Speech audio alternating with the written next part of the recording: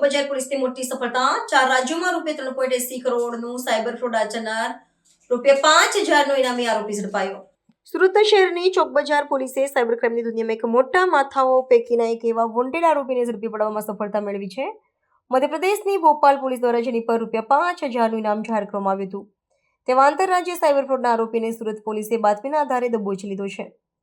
આરોપીના bank ખાતાઓ તપાસતા police પણ ચોંકી ઉઠી હતી, કારણ કે તેના એકાઉન્ટ્સમાં સાયબર છેતરપિંડીના કુલ 3.80 કરોડ ટ્રાન્સફર થયા હોવાનું સામે આવ્યું છે। પોલીસ તપાસમાં બહાર આવ્યું છે કે આરોપી માત્ર ગુજરાત કે મધ્યપ્રદેશ પૂરતો સીમિત ન હતો, તે મુખ્યત્વે 4 રાજ્યો મધ્યપ્રદેશ, ઉત્તર પ્રદેશ, દિલ્હી અને તેલંગાણામાં સાયબર ફ્રોડ આચરતી ગેંગ સાથે જોડાયેલો હતો।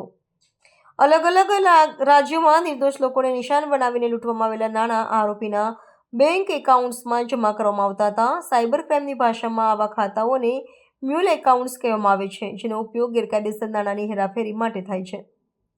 ઝડપાયેલો આરોપી રીઢો ગુનેગાર હોવાનું જણાય છે, કારણ કે તે અગાઉ દિલ્હી સાયબર સેલના હાથે પકડાઈ ચૂક્યો છે। જેલમાં જઈ આવ્યા બાદ પણ તેણે પોતાની ગુનાહિત પ્રવૃત્તિઓ ચાલુ રાખી હતી। સુરત પોલીસે ટેકનિકલ સર્વેલન્સ અને હ્યુમન ઇન્ટેલિજન્સની મદદથી તેને ટ્રેસ કર્યો હતો। હાલમાં સુરત પોલીસે કાયદેસરની કાર્યવાહી પૂર્ણ કરી આરોપીને ભોપાલ પોલીસને સોંપવાની તજવીજ હાથ ધરી છે, જેથી મધ્યપ્રદેશના નોંધાયેલા ગુનાઓમાં તેની વધુ પૂછપરછ થઈ શકે।